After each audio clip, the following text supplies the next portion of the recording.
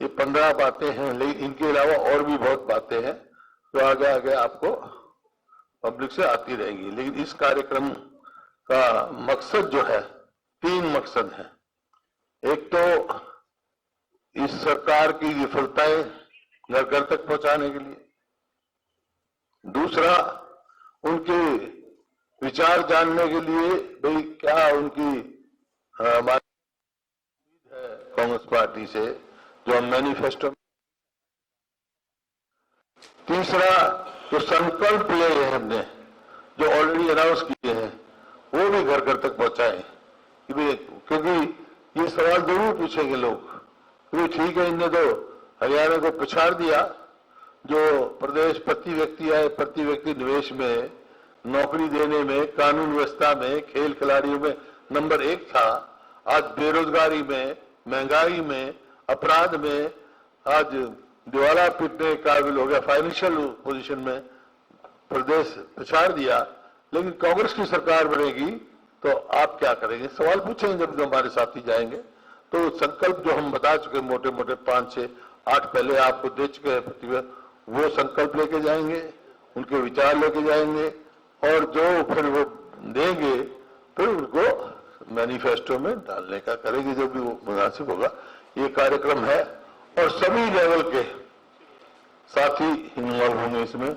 और उसी के लिए 14 तारीख है सोनीपत में, 14 तारीख को सोनीपत में चाहे पीसीसी के मेंबर हो, चाहे एआईसीसी के मेंबर हो, विधायक हैं, पूर्व विधायक हैं, जो भी कांग्रेस से जुड़े हुए हैं, हर लेवल के कार्यकर्ता को, चाहे वो काउंसलर हैं, चाहे सरपंच है, चाहे उसके सबके सभी को जो इस कार्यक्रम में इन्वॉल्व करेंगे, उनको बाकायदा ये चीज हम देंगे और वो घर घर जाएंगे।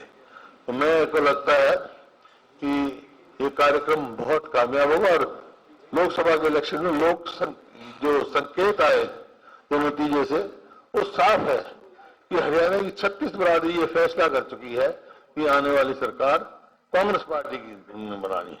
इसमें कोई शक और गुंजाइश, चाहे वोट परसेंटेज लगा लो, चाहे जैसे बताया 90 के 90 हल्कों में बीजेपी की वोटें कम हुई है और 10 की 10 पार्लियामेंट्री उसमें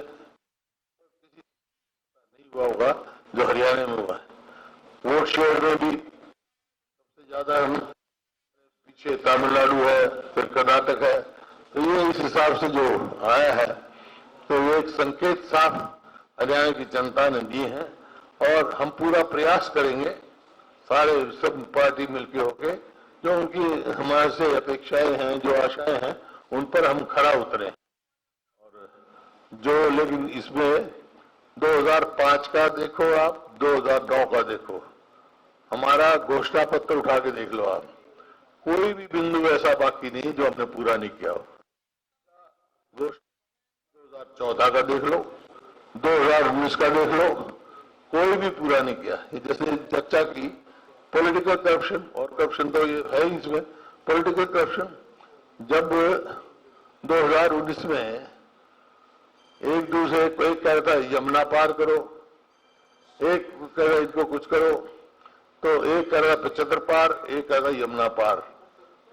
लेकिन जब चेयरमैन बनाया था इसको, अनिल विज जी को, कोई मीटिंग ही नहीं हुई, क्योंकि था ही नहीं इनका कोई नीतिगत आधार ही नहीं था इनका, एक होना कोई नीतियों में कोई समानता ही नहीं थी। तो इस वास्ते उसी टाइम मैंने कहा था कि ऐसे गठबंधन खुद टूट जाया करते, याद होगा आपको। तो वही हुआ, साल हो गया कि सिर्फ ये तो लूट का गठबंधन था। तो लूट का गठबंधन जो है वो हो गया। लोग इस बात को समझ चुके, चाहे अब ये धर्म का करे, चाहे जाति पाति करे, कुछ नहीं, सब समझ चुके हैं। सिर्फ वोट लेने का हथियार है इनके, जनहित के नहीं है। कितने पोर्टल हैं, हम आप असेंबली में उठाते रहे हम, भाई ये पोर्टल खराब है, ये जन विरोधी हैं आपके, तो ये पूरे जोर शोर से डिफेंड करते रहे। नहीं ये तो बहुत अच्छा है, अब क्यों ये बिठा रहे हैं, क्यों 90% इनमें कमी आ रही है, किसी में 96% कमी आ रही है। अगर पोर्टल हर चीज पे गए पोर्टल, तो अगर पोर्टल इतनी चीज अच्छी है तो मेरे समझ में नहीं आता, ये जो इलेक्शन आ गया, इलेक्शन ही पोर्टल पे मांग रहे हैं, वोट ही पोर्टल पे मांगे, क्यों नहीं मांगते पोर्टल पे वोट? है? हाँ, वोटर का आधार बना के वोट मांगे, पता लग जाएगा इनको। तो परिस्थिति यही है। आज ये जो हमारा नया कार्यक्रम अनाउंस हुआ है, ये मैं समझता हूँ बहुत कामयाब होगा और हरियाणा के लोगों की जो उम्मीदों हैं उन पर खरा उतरेगा और आने वाली सरकार कांग्रेस पार्टी की बनेगी। बहुत बहुत धन्यवाद। बहुत धन्यवाद। अब आपके प्रश्न सवाल और एक साथी एक सवाल, और जिससे पूछना है उससे पूछो, और जिससे पूछना है उससे।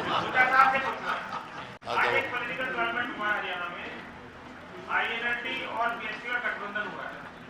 इस गठबंधन को आप किस तरह देखते हैं? देखिए, मैं पार्लियामेंट के चुनाव में भी बात कही थी, विधानसभा में भी ये बात है, और जो मैंने कहा वो सिद्ध हुआ कि सवाल हरियाणा का जहां तक है, मुकाबला कांग्रेस और बीजेपी में है। वोट काटों को वोट नहीं देंगे लोग, कोई कितने गठबंधन कर ले। इसमें थोड़ा मैं आपको और कर दूं स्पष्ट। 0 पर 0 0 ही होता है। वोट काटू हो गए। जो बीएसपी को वोट परसेंट था 1.28% और इनेलो का था 1.74, टोटल हो गया 3.02। जमानत बचाने के लिए भी 1/6 चाहिए, 17%। इसलिए BSP plus INLD equal to सुपड़ा साफ। नहीं, मैं बता रहा, बीच में कोई नहीं है। वोट काटू होंगी कोई जगह नहीं है हरियाणा में, और लोग सरकार देख चुके हैं। कांग्रेस छत्तीसगढ़ कांग्रेस की वोट आएगी। सवाल है। हाँ, आपने कहा कि भाजपा दूसरे नंबर पे बना रहे हैं, तो कांग्रेस का किससे मुकाबला है और दूसरे नंबर पे किस पार्टी को आप मानते हैं? अगर आप मेरी बात अगर समझो तो अप्रिशिएट करो। नहीं, एक मिनट में समझाना चाहता हूँ ना आपको। बटन दाब लो। बटन दबा हुआ है।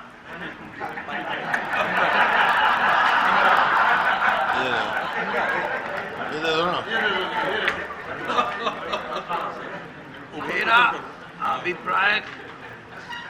मेरा अभिप्राय ये है कि ऐसी पार्टी जो वैचारिक रूप से समाज को तोड़ने के लिए हो,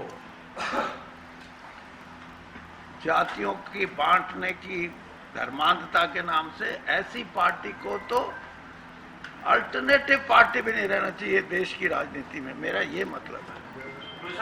और ये कोई नई बात नहीं है, 2 एमएलए थे इनके यहाँ भाई। फिर तो साहब आपने कहा कि जब मैं भाजपा में था तो एक